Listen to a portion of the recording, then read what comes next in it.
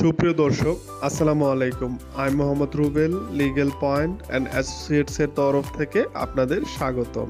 আজ আমরা শিখব স্বাভাবিক ব্যক্তি, হিন্দু অবিভক্ত পরিবার ও ফার্মের জন্য 2025-26 করবর্ষের কর হার এবং মিনিমাম ট্যাক্স।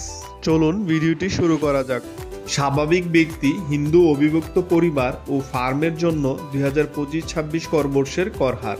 প্রথম 3,50,000 টাকার উপর 0%, পরবর্তী 1 লক্ষ টাকার উপর 5%, তার পরবর্তী 4 লক্ষ টাকা আয়ের উপর 10%, তার পরবর্তী 5 লক্ষ টাকা আয়ের উপর 15%, তার পরবর্তী 5 লক্ষ টাকা আয়ের উপর 20%, তার পরবর্তী 20 লক্ষ টাকা আয়ের উপর 25% এবং অবশিষ্ট যে আয় থাকবে তার উপর হবে 30%। করমুক্ত আয় বা বেসিক এক্সাম্পশন লিমিট। সাধারণ করদাতা 3,50,000 টাকা, মহিলা বা 65 বছর ঊর্ধ্বে করদাতার ক্ষেত্রে 4 লক্ষ টাকা, তৃতীয় লিঙ্গ বা প্রতিবন্ধীর ক্ষেত্রে সেই লিমিট 4,50,000 টাকা এবং মুক্তিযোদ্ধার ক্ষেত্রে সেক্ষেত্রে গ্যাজেটভুক্ত মুক্তিযোদ্ধার ক্ষেত্রে 5 লক্ষ টাকা।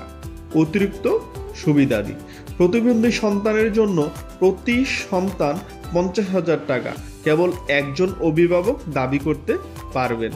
আর এই পুরো করমুক্ত আয়টি হবে প্রথম স্ল্যাবের সাথে। যেরকম প্রথম স্ল্যাবে সাধারণ করদাতার ক্ষেত্রে 3,50,000 টাকা, প্রথম স্ল্যাবে মহিলা বা 65 বছরের ঊর্ধ্বে করদাতার ক্ষেত্রে 4 লক্ষ টাকা পর্যন্ত 0%।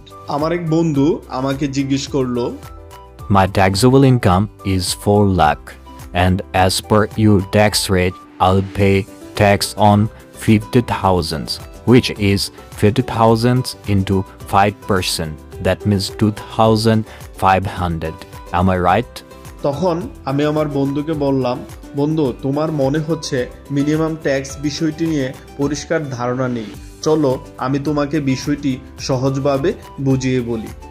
ন্যূনতম কর বা মিনিমাম ট্যাক্স, যেই ক্ষেত্রে ব্যক্তি করদাতার ক্ষেত্রে গ্রোস রিসিপ্ট 4 কোটি টাকার নিচে এবং ফার্ম বা ব্যক্তি সংঘের ক্ষেত্রে গ্রোস রিসিপ্ট 50 লক্ষ টাকার নিচে, সেই ক্ষেত্রে ঢাকা উত্তর ও দক্ষিণ সিটি কর্পোরেশন এবং চট্টগ্রাম সিটি কর্পোরেশনের ক্ষেত্রে 5,000 টাকা, অন্যান্য সিটি কর্পোরেশনের ক্ষেত্রে 4,000 টাকা, সিটি কর্পোরেশন ছাড়া অন্যান্য করদাতার ক্ষেত্রে 3,000 টাকা।